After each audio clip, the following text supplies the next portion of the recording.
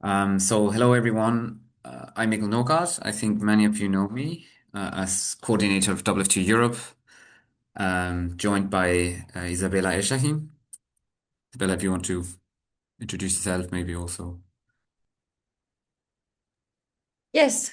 Hello, I'm Izabela. I am a member of WFTO. I am also the vice chair of Africa Middle East. And I have been working in social entrepreneurship for the past 20 years or so. I provided consultancy services for numerous organizations, and I am specialized in sustainability in its large terms. Thank you. Amazing, thanks. And as part of the Gateway to Fair Trade Fashion project funded by the Armani Foundation in Switzerland, so not the Armani Foundation, if it was at least a conflation that I did myself, so just to clarify. We're doing a series of webinars. This one is the last one for now on value chain management, and we'll also touch upon the Corporate Sustainable Due Diligence Directive by the EU, which I'm sure many of you have heard about.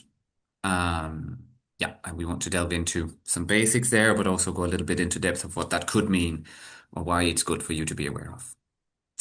Good. As I said, questions always welcome in the chat, and we'll try to take them as we go, whenever there's a good occasion. Otherwise, we'll take them at the end of part one, for example, which deals with value chain management and digital product passport, and then part two, which deals with mainly the CSDDD.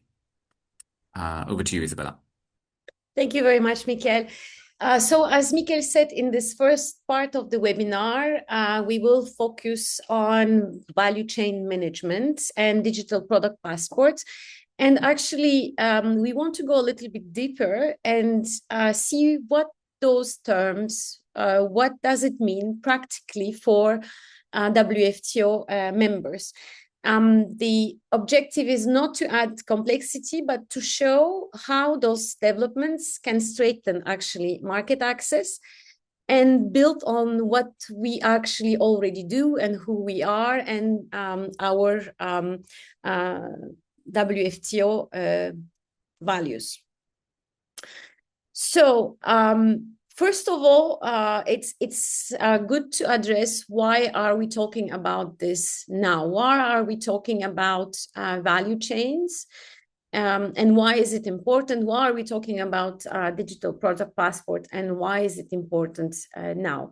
So as you may know, EU came up with a bunch of legislations, which we addressed in previous webinars as well, and we're going to be addressing today.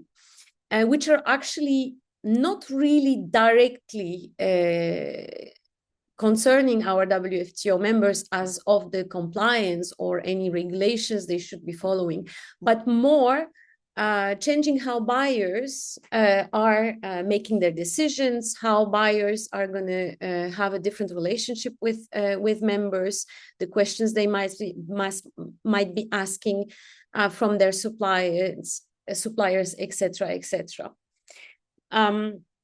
So as I said, this part of the webinar is more about what is the context of all of this, what can we do, what are the tools in our toolbox, not going into the nitty-gritty details of the regulation per se. So let's go into what is a value chain. A value chain, it actually includes all the people, all the activities, all the steps involved in bringing a product from its materials, its raw materials, through the making, selling, use, and end of life. So we are going to look at all the steps involved in bringing this product to life. We will look beyond logistics to include people, processes, and generally how the value is created. So as you can see, we look at people, material, processes, information, and the money flows. Here we have to pay a little bit attention. Usually the two terms are being misplaced, misused, and misunderstood. So supply chain against value chain. Supply chain, we're addressing mostly the logistics. So how goods, even raw materials, then goods are moved around.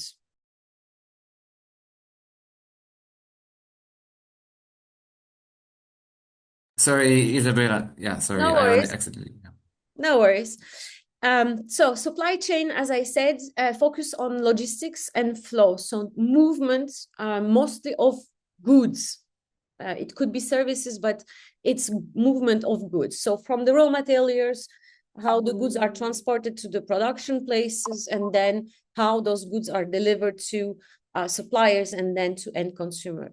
In the value chains, again, we're talking about how value is created and by whom at each and every single stage of the lifetime of our product. So who is involved?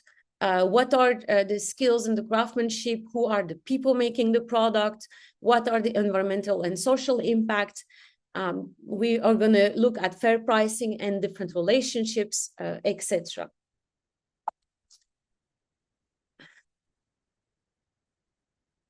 So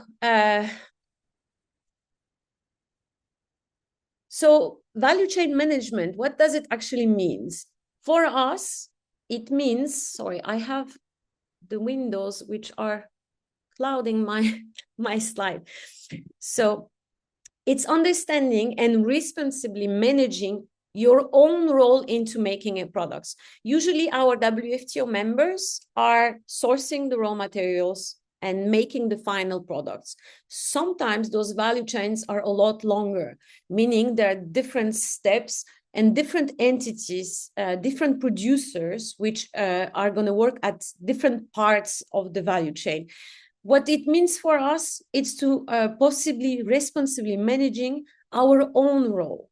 So manage the information and all the data which is in relation to our role. We need to be able to explain it and show it in a transparent way. So as I said, here we have to pay attention. We don't have to manage the full value chain management. So if I, for example, purchase cotton from a cotton supplier, I have to know who that is and how they work, but I don't have to know, for example, where did they purchase their raw materials. I am just attached to my own activity. Let's talk about what value chain is not and what value chain management does not mean. That it doesn't mean that we have to be a big corporation, that we have to have huge staffs and huge means. Value chain management can be for a one-person company, 5-people company, 20-people company, etc., etc.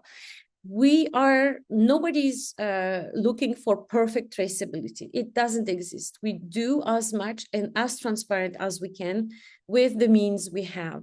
It definitely doesn't mean that we need expensive digital systems to be able to prove that.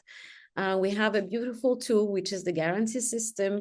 Our self-assessments, our desk audits, and our in-person audits, which are amazing tools, which will provide us with almost everything we will need to manage our value chain. So again, managing what we control, not managing what we don't, but be as transparent as you can, and start where we are and improve over time. This is the goal.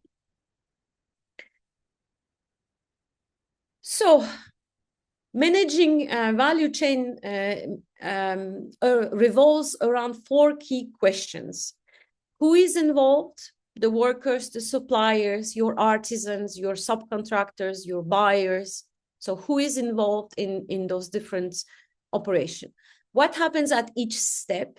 So for example, in the making of the product, in the finishing of the product, the packaging, the shipping, the buying process, etc. What proof or records do we have to be able to show what's happening within those relationships? and where are the main risk or sensitivities. So, for example, for us, fair payments is, for buyers, fair payments can be considered as a risk. For us, it's not, because we are fairly paying our workers. But this is where we have to identify a sensibility or a risk and be able to demonstrate what we're doing and how we're doing it to be transparent.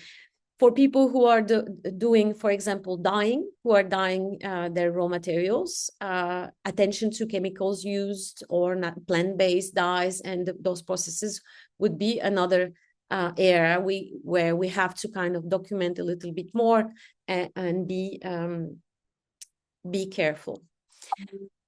So, as I said, those 4 main areas will result into our buyers, asking more questions, and actually better questions than they used to.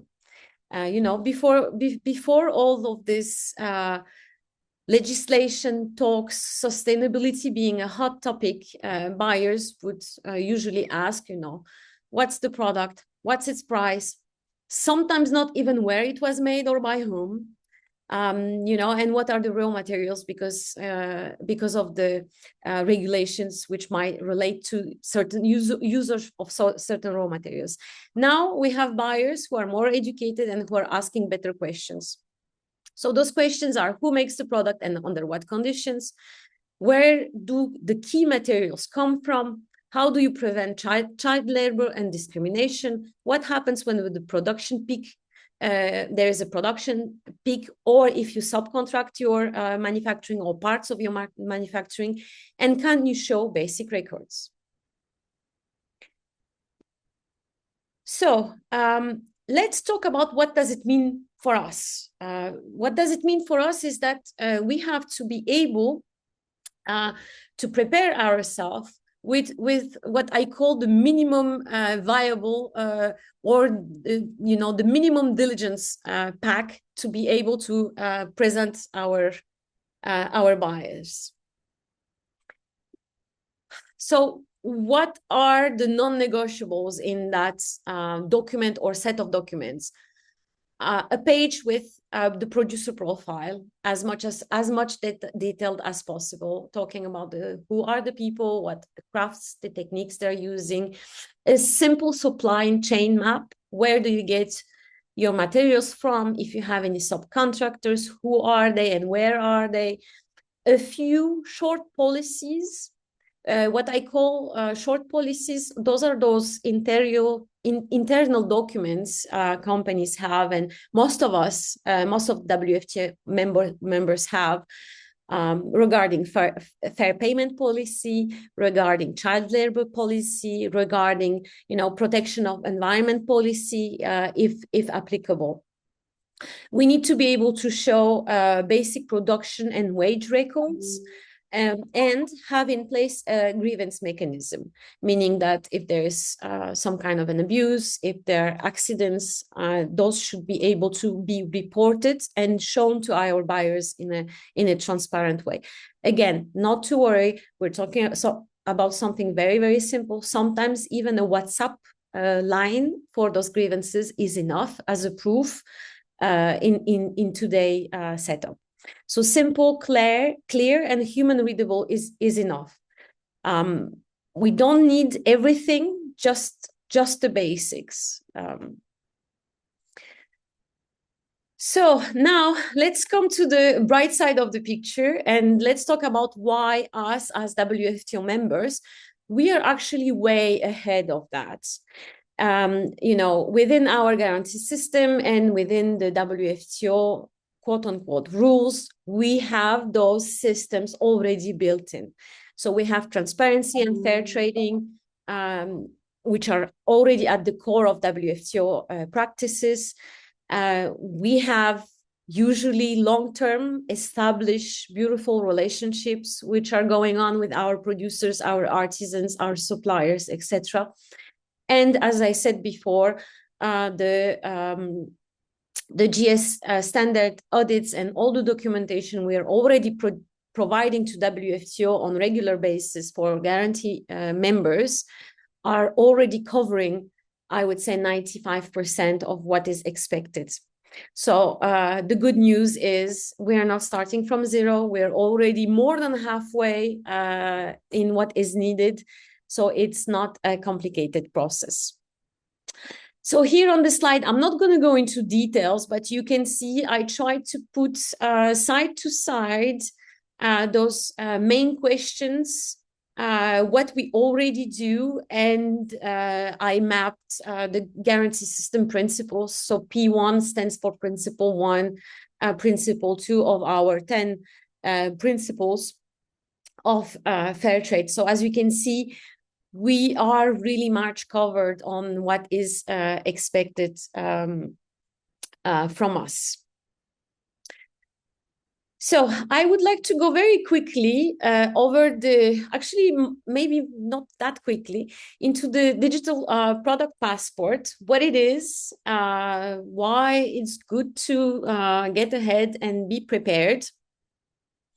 And why, even though it's not an obligation, it's not a regulation, we don't have to have those digital product passport. It is an amazing tool, and it's a good to have, and it's a good to start on from now on. So what is a digital product passport? So it's a digital record linked to a product. So each product has its own passport, quote unquote passport, often via QR code. So when people scan that QR code, they will go into a place. It could be on your website or on a platform where the product and sustainability information are stored and easily readable and accessible by buyers or even the end consumers. So the information might be shared differently with brand, consumers, and recycles. This is a little bit on needs based, depending on what we're doing and who we're working with. So there is actually, I wanted to separate this into different levels. So producer only, this is something then we will be facing not the end consumer, but maybe our wholesalers or buyers, where we're able to provide clear product and material information to a buyer or a platform. If we're a producer and a brand, and we want to manage a light digital product passport ourselves, we can use simple digital tools on our website or a few of the available platforms. And then there is a third layer, which is a little bit more complex. This is mostly what is used by those big chains, big brands out there. They have highly sophisticated and complicated digital product passport systems, where they ask their suppliers to kind of input the information to about the product. So again, it can be about a part of a product or a full product. So the different levels, we can kind of approach this depending on what we do, who is our audience, what are our products, and how do we sell. So the very important question, oh my God, is it going to be expensive? Am I going to have to invest a lot of money? How much it's going to cost my business?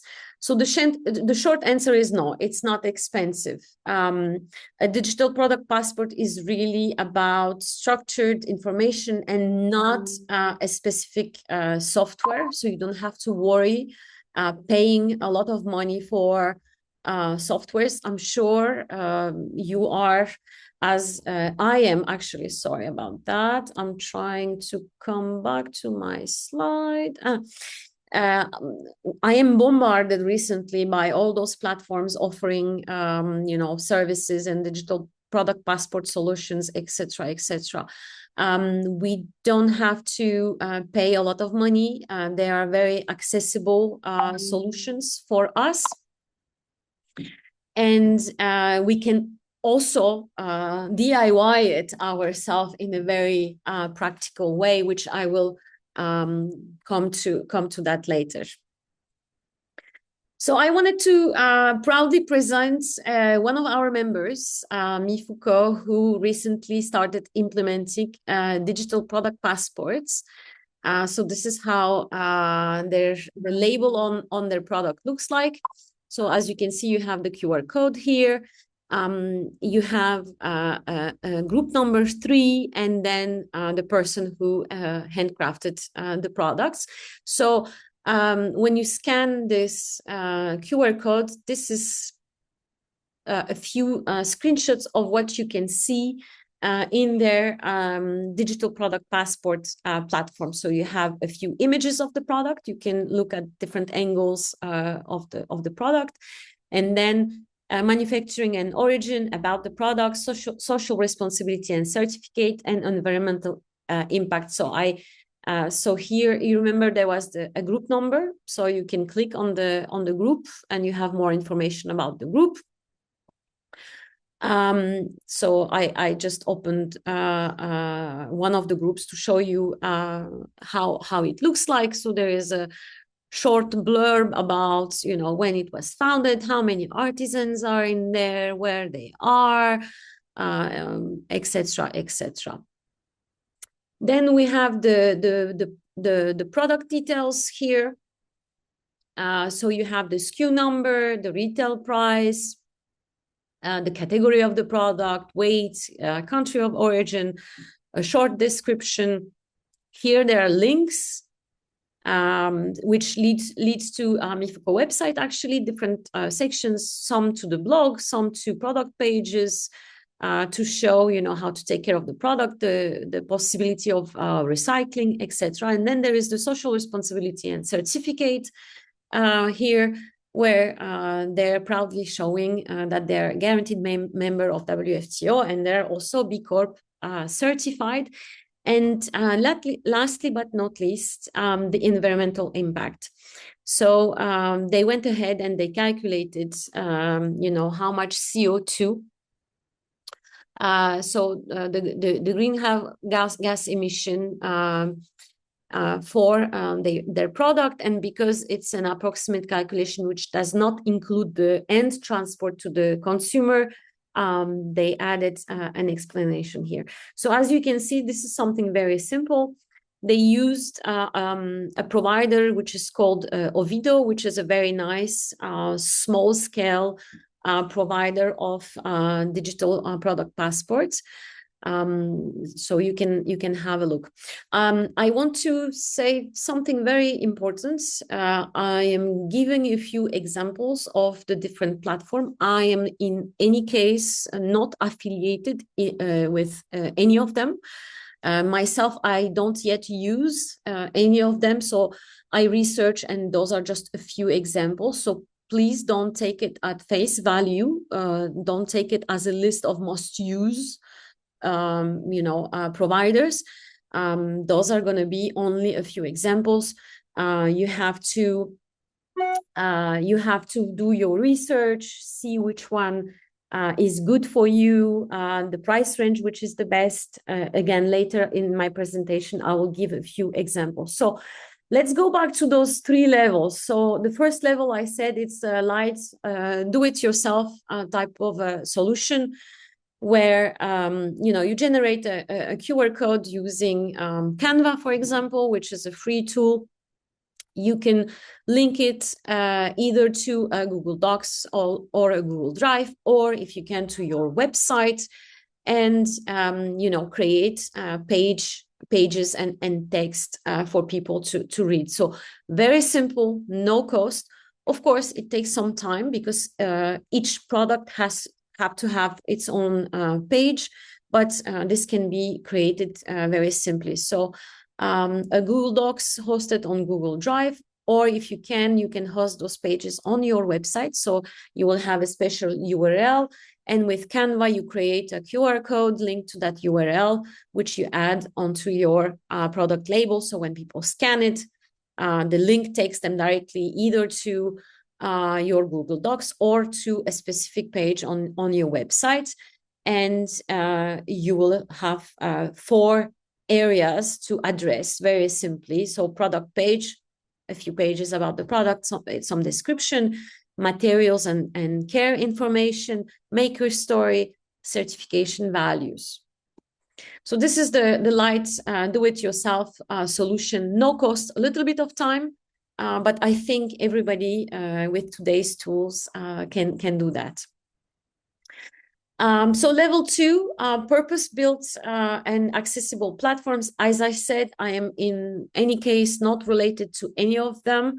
I am not using them myself, but I did a little bit of research to kind of show you a few examples. There is dozens of more, so please spend some time Googling, comparing prices, comparing what they can offer, how easy or not they are to be used. So there's the Ovido one, which Mifico use, which looks very easy to use at a very affordable cost level. Eon is a bit more complicated, more detailed, and more expensive. Fairly Made is a bigger, more complex platform and therefore more expensive. I'm not giving you the prices because the prices of each and every one of those platforms will vary according to the amount of products you have. So, you know, while I don't know, Mifuko might be paying 3,000, somebody who has less product will be paying less.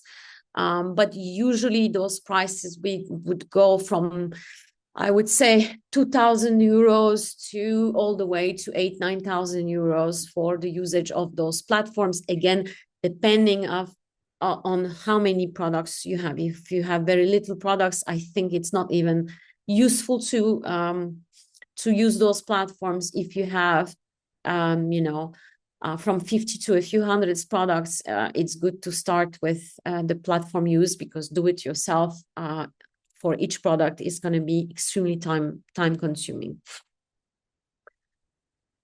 And then, so the level 3, those are those huge digital product platforms, which are buyer-led or consortium systems, where actually the suppliers are not asked to manage them per se. They're just asked to feed in the information relevant to their products or the parts of the products they're supplying. So usually a big brand or a big retailer will select and put in place their digital product passport solution, and they will guide you as what information and how to feed. They will give you a login to that platform, and you will be able to input all those metrics into those platforms. And then it's a little bit out of your hand, because they will do the, you know, the labels on the products, etc., etc. So again, 3 layers to get ready on this. What are the must-have and the realistic starting points? So product facts, as we said, name, photos, SKU number if they have a barcode, maybe the barcode, the materials used, and the care, how to take care of your product. Information about the materials, a little bit deeper, where it came from, which supplier. If you have invoices, it's a good to have. Most of the time, those are not being asked, but at least who is your supplier, where this raw material is coming from, etc. And proof and records. Here, it's good to proceed with production batch dates and be able to show basic quality control procedures or steps when you have in your product. So now let's look about how it all connects, because the CSDDD is the regulation. Then today we talked about the value chain management and the 4 key answers. And then we also talked about digital product passports. So as I said, for the value chain management, our WFTO members know all the answers already. So we know the answers, and the digital product passport is a way of structure those answers at a product level and make them accessible, actually. So this is how it all connects. Again, most of us are not subject to this directly to this regulation. Mikkel will be explaining it a little bit more in details, but we might be subject to it through our buyers and depending to whom what we are supplying. So indirectly we will be kind of there. Our value chain management systems, due to our WFTO membership and guarantee status, is already in a very, very strong position. And we are able to demonstrate that with the digital product passport. So we are actually, we can use this actually as a tool for accessing markets, for marketing our products, for marketing our values, and for showing to the world, you know, despite being most of us smaller organizations, we have, you know, short supply chains, amazing value chains, and records to prove it, and even a guarantee systems which are giving another level of approval for that. So key takeaways is actually we are better prepared than what we think. You know, there is no need to panic. We have all the data. It's just needs a little bit of organization. The small steps you will take will create real readiness. And within our gateway to fair trade fashion, we kind of started encouraging those steps. If you remember well, we created detailed member pages where a lot of that information is being fed already. And we already started using a QR code, which is one QR code per member, but which actually will take people immediately into the info page on the WFTO website. So if you have your profile nice and up to date, you made you know, a baby step towards the digital product passports. So you have to, we have something in place to get you going for now. But I think it's very important that everybody starts looking into creating digital product passports for their products, whether they are, you know, fashion products, accessories, gifts, or any other product. I think it brings a lot of value, especially to the buyers and to the markets. And it's a very valuable tool to help getting more orders and help you know, having your organization being well known, valued, and respected. So I am actually at the end of my my part. I will hand over to Mikkel to continue and go into the legislation a little bit more. Thank you very much. Thank you, Izabela. And just to double check, if anybody have any questions, you also feel free to raise your hand by Zoom. Otherwise, again, don't feel free to use the chat. I don't see any reactions as of yet, so I'll just move ahead. But again, please don't hesitate, and we'll try to take it as we go. Okay, good. So this part, well, I was about to say that that was the fun part of the webinar, and now comes the maybe not the so tedious but slightly more sad part of the webinar, if you will. Let me cheer you up a bit, though. The CSDDD, although it's not quite what we hoped, it still is an improvement from before. And even though it will affect directly, at least, few companies, it's still, I would say, a bit of a game changer. And so let's take that positive note in these otherwise slightly gray times, at least if you live in Denmark and Belgium, I know. Um, and look at it this way, let's say. But I'll just cover some basics on CSDDD and then try to see together with you how is this relevant mostly for WTO members, whether you're in the EU or not. It's maybe also an important point. Some of you will inevitably have heard of the Corporate Sustainable Due Diligence Directive, or CSDDD or CSDDD, depending on whom you ask. Some of you may not have heard about it really. Actually, I was quite surprised at the that this is hardly mentioned in the news of my country for that reason, even though it is an EU country. So it really depends on what circles you operate in, I suppose, whether you've heard of it or not. What it does is that it introduces a duty of due diligence on human rights and to a large extent as well, also, of course, environmental impacts.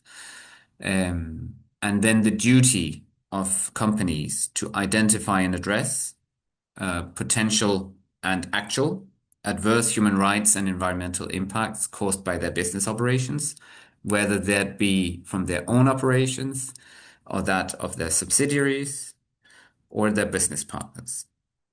And for a long time, I will get into that a little bit more in detail later on, but let me just mention that for a long time, there was the issue that this was only going to be the first tier. Business lobbies across the EU and from the outside championed really that it was impossible and even destructive to start asking questions beyond your immediate suppliers for companies, apparently. Now, there is some hope, let's say, from the fact that it does go beyond the first tier. Although the type of questions that have to be asked and so on and so forth are much less than what was originally envisioned in the CSDDD. And then, as some of you may know, thanks to the omnibus of the European Commission, which reopened the CSDDD after having been otherwise concluded and agreed by the three lawmaking bodies in the EU, the Commission, the Parliament, and the Council, which is composed of the member states. All three have to first negotiate any directive or regulation and then finally vote it through each of their. Well, of course, the Commission doesn't vote, but the Parliament does, and then the Council does, meaning that the member states vote, and then after that, it's turned into law. But one thing that came to light with the CSDDD is that although it was negotiated, as all EU law is, by these three parties, once they had to vote on it, some of them suddenly started to retract, and what was otherwise a compromise by these three was suddenly then not accepted by all three, and so had to be renegotiated back in 24. After which, and a lot of wailing and screaming and kicking and so on and so forth, it was finally approved, only to just be then reopened in the autumn of that year by this so-called omnibus exercise of the Commission. That means, long story short, that the scope has been significantly reduced, and there are a few other things that have been watered down a little bit, but there are some things, fortunately, that have been kept. And then there's a few improvements we must celebrate, of course. But it means that hardly any companies in the EU are covered. I think their total tally is somewhere around 1,340 companies that are big enough to have more than 5,000 employees and 1.5 billion euros of turnover. Naturally, the directive covers all companies that place products on the single market. So companies not based in the EU have to have a turnover of beyond 1.5 billion euros. There is no, let's say, threshold for number of employees in that case. But for EU-based companies, there are. So I think the EU-based companies, it's 1,340 in total, something like that, that are directly covered, and then less than 1,000 from the outside, let's say. So that means it really is not something that would be felt by very many companies, at least not directly. However, oh, sorry, I realize I don't, yeah, thank you. However, um, there are some points, of course, to be made. This is precedence.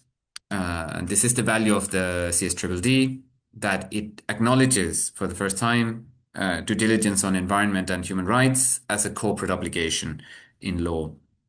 Whereas before it was much more of a voluntary thing, seen as more like a part of business morals, if even such exists.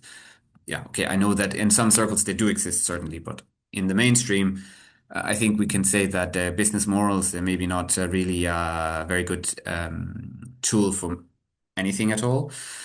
That's why it was so important that finally this was enshrined into law. Even if it was in, and we knew that from the start, whenever you go through the EU machine, what comes out is a heavily negotiated compromise, often far from what many of the sides would have wanted. But at least from the fair trade movement and the participation we had also from WTO Europe side, WTO Global, and so on and so forth, was just the fact that if we could get this legislation through, there would be a precedence in law to build upon, and then it could be expanded afterwards. So maybe let's say it seemed like we would have a bigger victory back in 23, it seemed like we would have a bigger victory. That was diminished somewhat in 24 and then further gutted in 25. But it remains a victory. So it's just that we have to acknowledge that, okay, maybe then we can improve it later part. It turns out to be bigger than we thought. However, please keep in mind also certain rights that are enshrined in the UN Charter, like the right to a living wage or living income through work, which was, not enforceable so long as it's just in the UN Charter, and now it can possibly at least become enforceable because it's part of the CSDDD. So certain rights like that are now also manifested in law, which certainly make them much more enforceable, and we have much more power to talk about them now. Or let's say, when we talk about them, it has more power than it did before, even from the NGO sector. Then finally, I want to point out, because this is often something that's confused in EU law, there are directives and there are regulations for the most part. Regulations are directly implemented and enforced across the EU, oftentimes by the Commission itself, whereas directives are an instruction to national governments in the EU to create national law according to what the directive sets out. So that means there is some hope for what we call gold plating, or what was at least once called gold plating. I don't know how many of you are familiar with this term, or if it's just in academic circles. But this is when member states build additional regulation on top of an EU directive, meaning that oftentimes then the rules go beyond what the EU directive states, which is usually a good thing, let's say. But the funny thing, of course, was that much complaint about excessive EU regulation comes rather from member states gold plating EU directives rather than the EU legislation itself. In this case, of course, there is some hope that we can improve on the CSDDD at member state level in the transposition. Let's get to that maybe now, if you take the next one, Izabela. Yeah. A broad timeline, and this is thanks to the FTO. They used it recently in a webinar of their own. And so rather than start from scratch, I am borrowing it from them. But please, all credit goes to them. As I mentioned, in July 24, CSDDD was agreed for the first time. And then in February, it was, well, okay, maybe let me just temper that. Actually, yes, it was agreed for the first time in the sense that it was negotiated much earlier, but then because that wasn't agreed by the council, and, thanks to let's say rather unpopular German government at the time, I think, um, amongst others, France and Italy certainly played a part too. Uh, in the end, only a revised text was agreed in July 24, and then that was further revised in 25, thanks to the omnibus. Let's see. So the new political agreement, meaning the final text after the omnibus exercise, was voted through by the last instance in December, 16th December, I believe it was. And so that is now clarified and confirmed. Now we know exactly what the text after the omnibus looks like. And so we can only hope, of course, that, or I think we can assume there will be no further, let's see, simplification exercises of this directive at least. Let me just jump a little bit ahead and say what we can look forward to is a review exercise in 2031. So this is a general thing for most EU legislation, but it's also in a clause in the CSDDD that there will be a review after 5 years. And fortunately, that will be already starting to take place in 31, given that the transposition is supposed to begin this year in 26. That means that, and transposition is when a directive is being translated into member state law. Member states have 2 years for that. And that means in July 28, they are supposed to, all member states are supposed to have their laws ready, according to the CSDDD. And in this case, also one point to mention, I think it comes a little bit later as well, but let me just mention, in this directive, actually, there is a clause that says that there should be maximum transposition of most of the articles of the agreement. I'll detail a few that are fortunately exempt of this, where we then have the possibility for member states to go a bit further. And there are some also which we are, let's say, following. Efforts by different organizations and also some WTO members in different member states to lobby their governments to improve on certain parts of the CSDDD where it's possible. But other than that, most of the CSDDD is actually supposed to be just copied directly into international law. And there's not so much room for improvement, unfortunately. But for some, there are, and I'll get to that. What there also is, and we'll get to that as well, of positive development, let's say, or room for influencing what the CSDDD will look like in practice, are the detailed guidelines that come out in July next year. So I'll mention that in a bit in more detail. Next slide, please, Izabela. Good. Now, initially, how does the CSDDD affect SMEs? And in short, it doesn't, as I'm sure many of you also are aware. There is, of course, the case where one of these very few, unfortunately, companies that are big enough to be covered by the CSDDD, they will, of course, have to collect information to assess risks in their supply chains from their suppliers, which could be SMEs in many cases, of course, because they tend to have a lot of different suppliers. And in that case, SMEs could be directly affected. Now, unfortunately, because the number of companies directly affected are small, the number of SMEs that will be affected also is expected to be small. Nevertheless, we'd like you to think of the CSDD as a kind of backdrop for, I'll finish this and then I just have to leave you 1 second. Think about it as a backdrop towards upon which you can emphasize both your profile as a supplier to bigger buyers, showing that even if you are not directly affected by the CSDDD, you still go very far and pioneer in the compliance with it, even going beyond compliance. And this also is really important for further advocacy efforts, that practical examples of businesses implementing it or going beyond, showing that the intention works and is viable, is really useful when, especially, for example, defining the guidelines that we'll get to in a bit. Now, sorry, I'll just have to leave you 2 seconds. Please excuse me.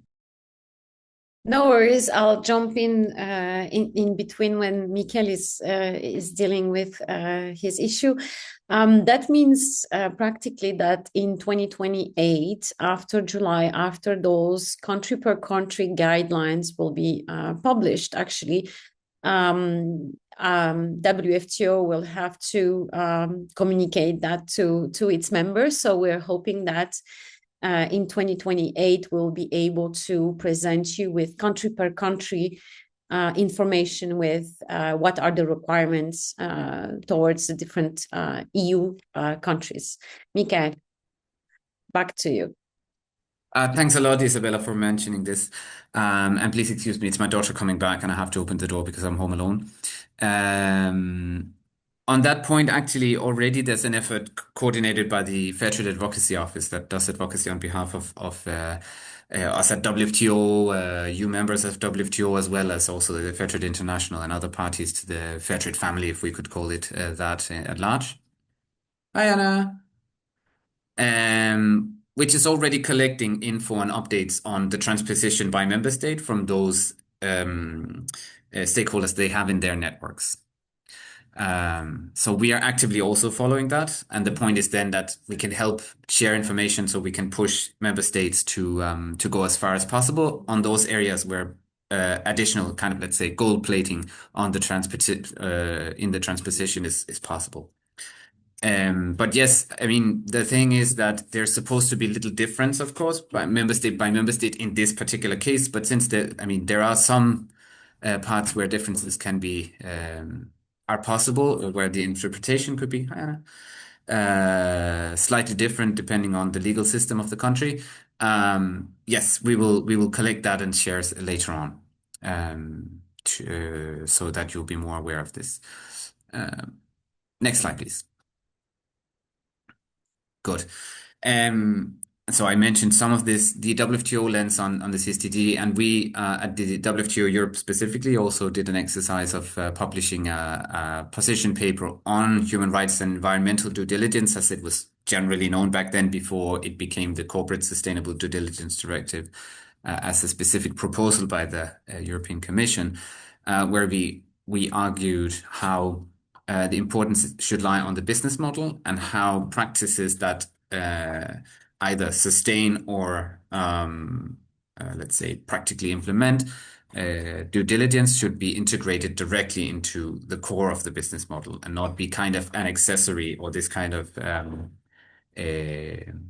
corporate social responsibility approach, which tends to be, I know we've moved much beyond that in recent years, at least in, let's say, in our circles. But I think maybe in mainstream business, it still remains strong as the kind of idea that, okay, you know that your business practices will inevitably cause harm.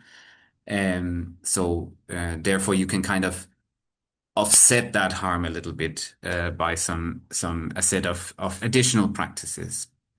We want to emphasize that this is a failed approach, and rather, as is demonstrated by most WTO members, what should be put instead is an integrated approach where you reduce the harm, or rather, hopefully, make a positive impact from your core business practices and your core business model by which you make money, and which is a kind of, popularly said, or said in a popular way. The attempt is to make sure that when a business makes money, it's actually also doing good, so that making money isn't a harmful thing as it can oftentimes be, when at least your objective as a company is profit maximization, as is more mainstream these days.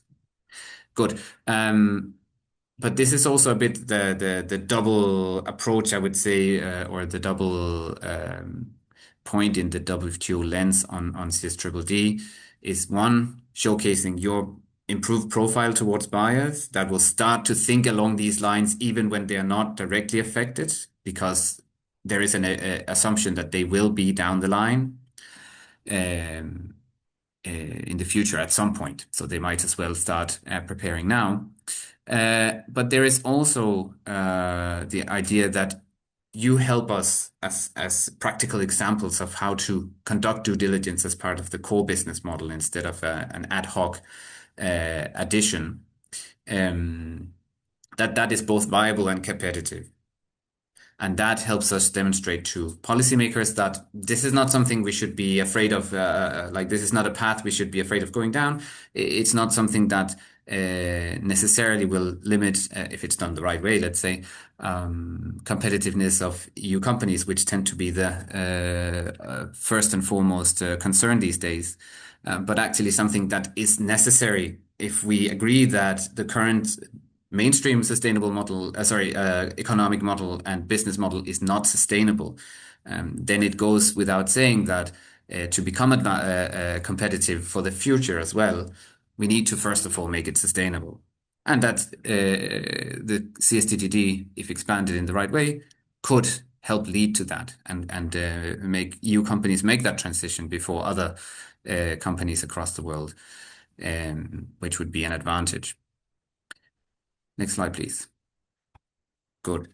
Now, going a little bit more into detail about what the Omnibus did to the CSTDD as it was agreed in December 25, so a month ago or so.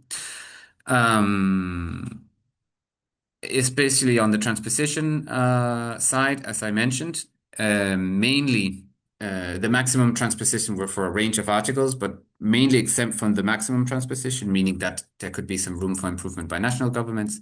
Article 11 on disengagement and Article 13 on stakeholder engagement. I'll go a little bit more into each of these, but maybe at this point I will just say that stakeholder engagement is especially reaching out to and collecting opinions, let's say, feedback on proposed decision by stakeholders involved in your business practices. That could be workers, as well as their communities, for example, or their representatives. Now, as I mentioned in the bottom here, amongst the stakeholders defined, the NGOs have been taken out of that list. They used to be in there, now they're taken out, which is something we see as harmful, unfortunately, as a development, meaning that NGOs can no longer play the role we had envisioned in helping pressure companies to avoid doing harmful decisions and pressure them to rather take decisions with a positive impact. But NGOs will have let's say, less sway in this case because they're not supposed to be engaged as stakeholders by companies when they either assess their risks or when they, let's say, when they are contemplating certain action to be taken, like, for example, disengagement.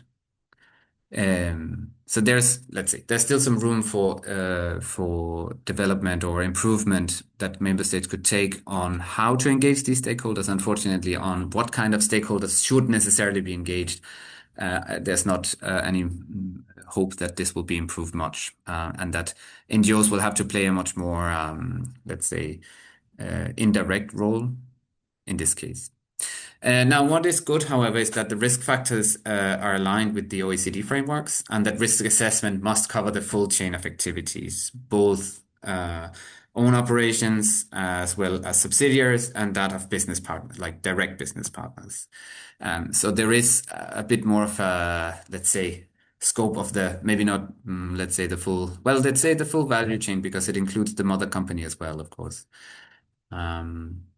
Which is an improvement from before where many lobby organizations really fought bravely to keep it to the first tier, which of course would be relatively meaningless, let's say.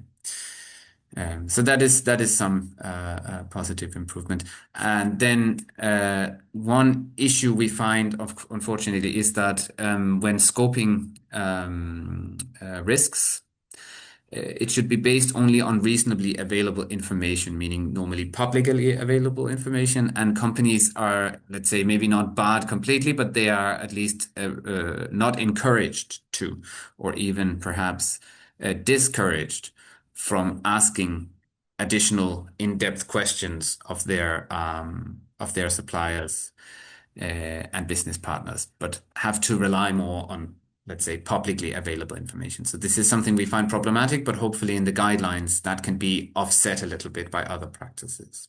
Next slide, please. Good. Just to delve slightly more into these detailed guidelines, because there is fortunately still some room for advocacy to be done. So the FTO is working hard on this, and we are participating a little bit in that effort. And just to say that by the end of February, the FTO is planning to publish a set of shadow guidelines. So detailed guidelines that they have worked out together with a consultancy that they are kind of proposing should be what the guidelines look like. But of course, they're more like an advocacy exercise. So what's, positive things is that hopefully it can inspire companies, and hopefully it also will inspire EU policymakers to then adopt the guidelines in the end that look very much like what the FTO set out. But of course, their guidelines are maybe a bit idealistic from our point of view. Nevertheless, still made out to be as practical and pragmatic as possible as well. But that is an opportunity that we are grasping for trying to improve the directive, because this will also affect the interpretation in the end of how to enforce the directive when national governments will have to do so in their national legislation and legal systems.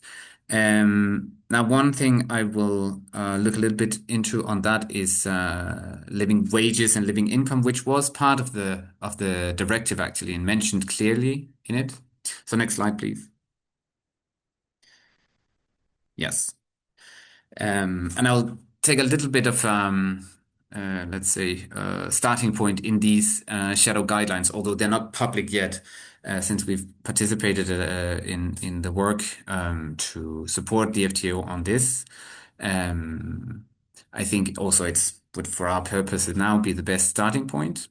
But just to say that the main logic there is to look at living income as a, let's say, well, first of all, it's a human right that's now enshrined in the CSDDD. So any gap between the actual income and the living income of producers would be an adverse human rights impact that a company should at least, let's say, assess, but also address.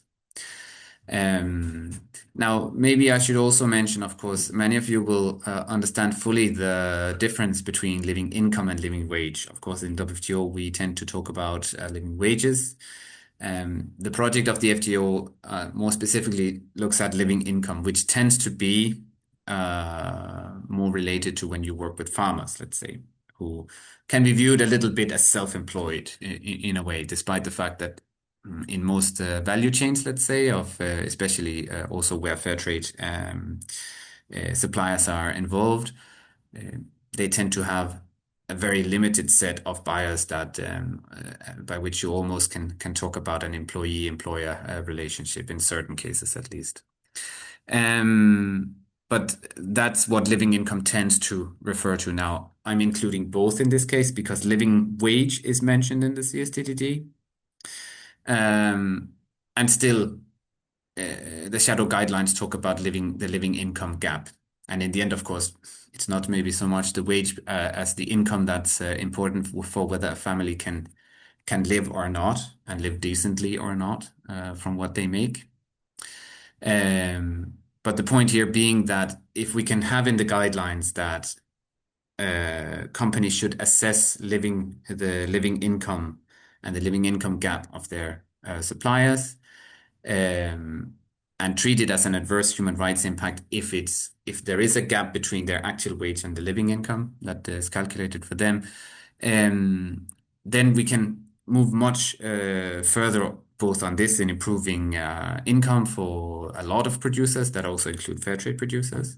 But it also, again, really strengthens the profile of WTO companies that are already or member companies that are already looking into this through the fair payment process of Principle 4 in the guarantee system.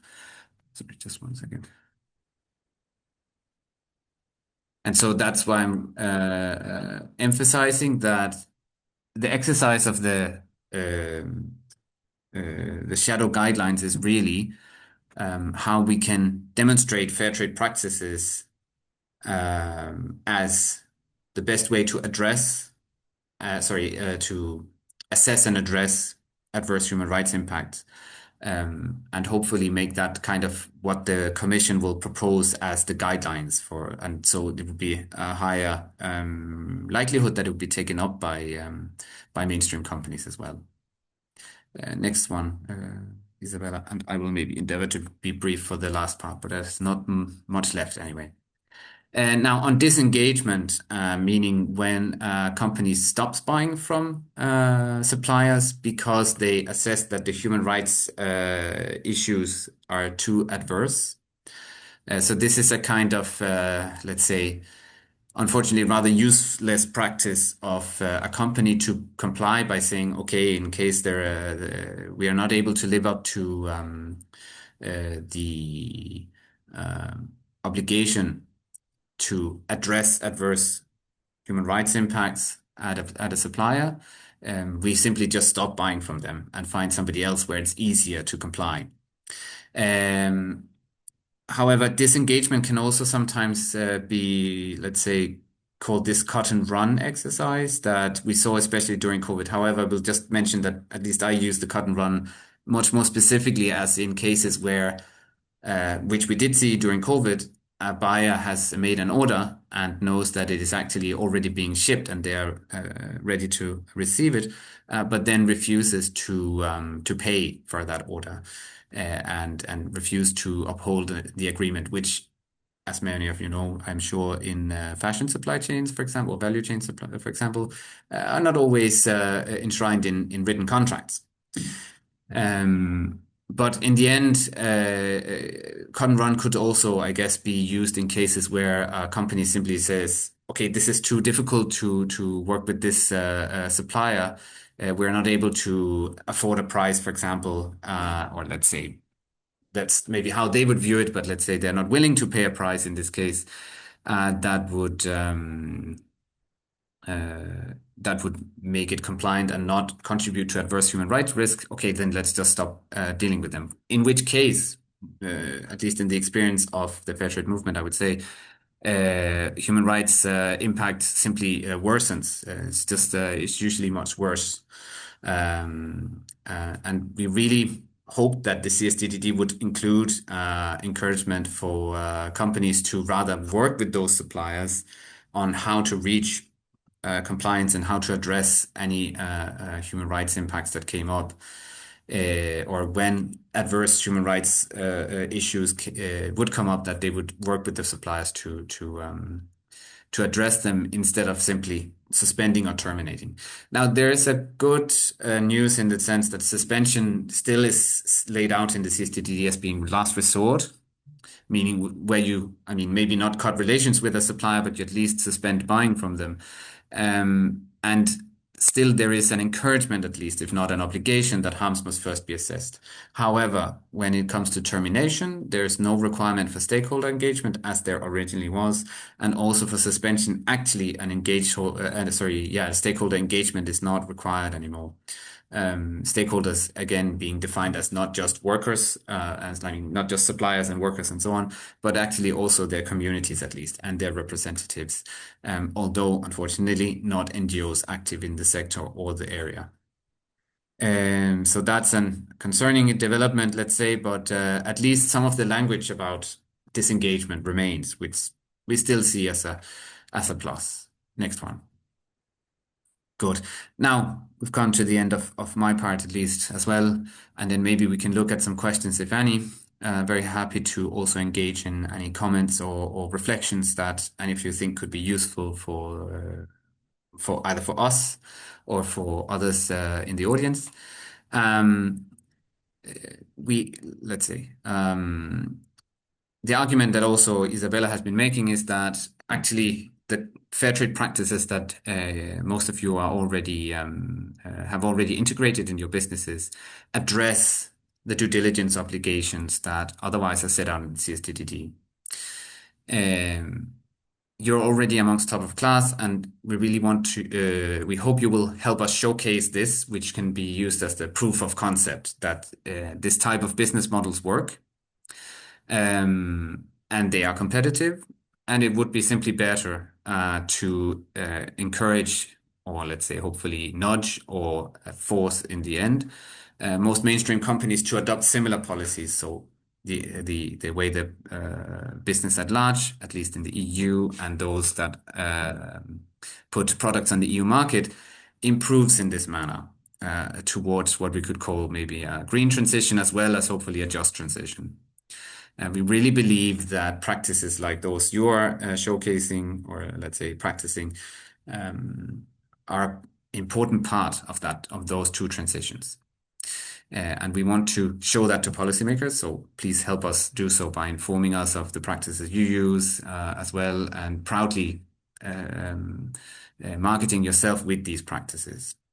And then use this awareness of the CSDDD as well, and what it means to strengthen your profile as a supplier for bigger companies who hopefully are going to think more along these lines of certain obligations for due diligence, even if by law they are not affected by them yet, but with the assumption that they will be hopefully in the not too distant future. Let me see. I think, yeah, that's it on my side as well.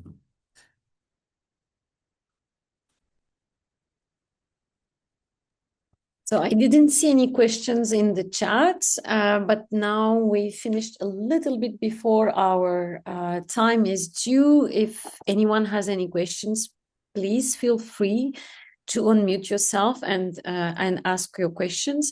And lastly, I would like to add that within the Gateway to Fair Trade Fashion project, there will be toolkits which will be published, which will come back to all the topics we addressed in this webinar series.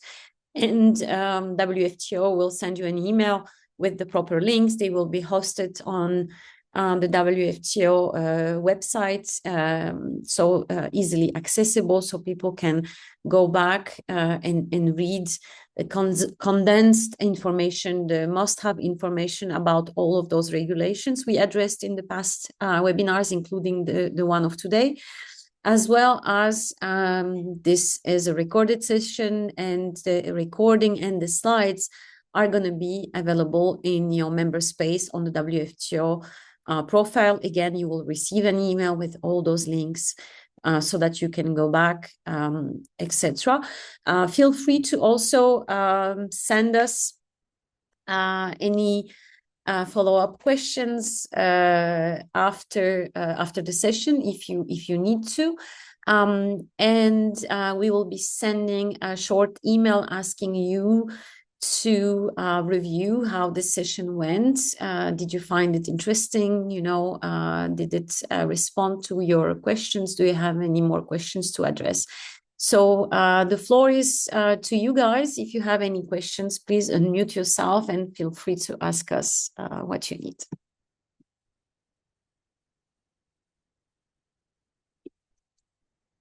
Okay, everybody is extremely silent. I'm not sure if we should be very happy about no one having any questions, or if we should be worried about that fact.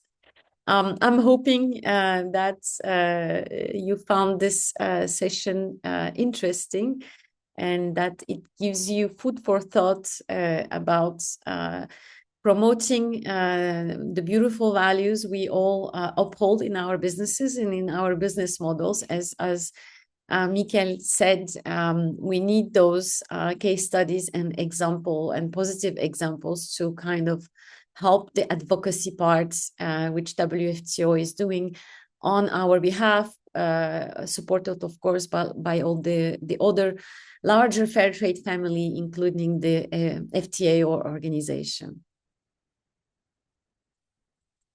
Yeah, I just put in the chat also that please do not hesitate to reach out also after this session. I think that could still be useful, and if that could be helpful for you in any way, very happy to do so. Thank you Okay, so I much. was gonna ask something before we all go. Is there anyone from Mifuko here? Because I took them as an example because I was very pleased to see that they're using the digital product passport. So if anyone from Mifuko is here who can tell us if they had any response from their customers or their business partners on the rollout and how is it going, but I'm not sure if anyone from Mifuko is here today.